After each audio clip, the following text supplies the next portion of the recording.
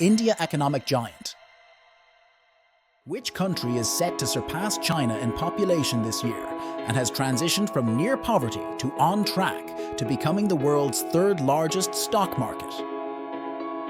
Many say it will continue to offer better returns, even surpassing the mighty S&P 500. Do you know what companies like Google, Microsoft, YouTube, Adobe, IBM, and Starbucks have in common? All their CEOs are Indian. India, apart from growing in population and economically at an unprecedented rate, is becoming an indispensable partner for the United States in its attempt to counter Chinese power and dominance in Asia and the Pacific. In this video, we will examine in detail why we should invest in India, what returns we could have expected if we had invested in the past, what returns we can expect in the future, and of course, the risks associated with this investment, as well as my investment strategy for India, the engine of India. This year, India will surpass China as the most populous country in the world. But that's not all. It is estimated that in the next 80 years, India will double China's population. Now, I won't deceive you. I'm not the first to recognize India's potential. In fact, investors have long been aware of it. If we look at MSCI India, a fund index to the largest companies in the country, we see that since 1994, it has returned a total of 11.66% annual compound interest to its investors, an astonishing figure. In other words, someone who invested $10,000 in MSCI India when it was created in 1994 would have turned that amount into $297,000 in just 29 years, multiplying their capital nearly 30 times. India's performance has been significantly higher than the average for emerging markets, and more specifically, higher than MSCI China, which since 1992 has only returned 1.32% annual compound growth to its investors, below even the 2% annual inflation average. Ray Dalio, in his book An Analysis on the Changing World Order, warned us that India is a superpower in clear ascent and explains that among its strengths are a very low debt relative to its gross domestic product, GDP, which is related to future high productivity, highly competitive production costs, allowing it to be competitive on prices, and a projected GDP growth rate of 6.6%, the highest globally, something that had previously only been surpassed by China. However, I emphasize the until now because China had been growing at a faster pace than India. But this is reversing due to the debt crisis and the real estate problem in China, which accounts for more than 30% of China's GDP. According to Morgan Stanley's analysis, the growth of the Indian stock market is expected to maintain this 11% annual compound rate over the next 11 years. Additionally, the trade war between the United States and China is causing some manufacturing companies to consider moving to India, which could provide a significant boost to the Indian economy. India also has a factor that could further enhance its economy. Currently, India is the 5th largest economy in the world after surpassing the United Kingdom last year, and it is projected to become the 3rd largest economy in 2030, according to Morgan Stanley. Only 24% of Indian women are part of the labor force, a figure typical of developing countries, but usually increases over time, leading to even more economic growth.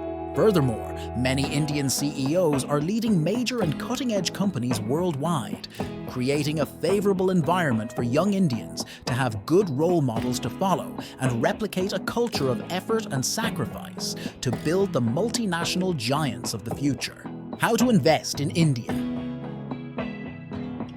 Investing in India might seem difficult, complicated, or even a bit exotic because you might imagine you need to know which companies will grow, which won't, where to invest, and where to sell. But the reality is that this can be simplified with an ETF or index fund. ETFs or index funds invest in the largest companies of a country, allowing you to invest in them with great diversification, starting from as little as 5 or 10 euros a month. The index fund for India is MSCI India, which includes the 115 largest companies in the country. Investing in indices works as follows. Your money is distributed proportionally based on the value of the 115 companies that make up the index, but in a proportional manner. For example, if the total market capitalization of the 115 companies is 100 million euros and the largest company is worth 8 million of those 100 million, 8%, then 8% of the money you invest in the ETF will go to that company. If the second largest company is worth 3 million of the 100 million, 3%, then 3% of your money will go to that company, and so on.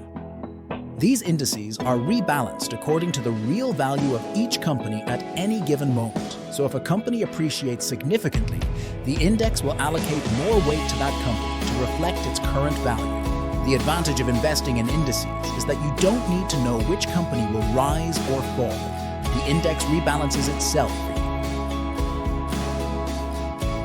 This method of investing in India has already generated an 11.66% return over the past 3 decades. Risks of investing in India.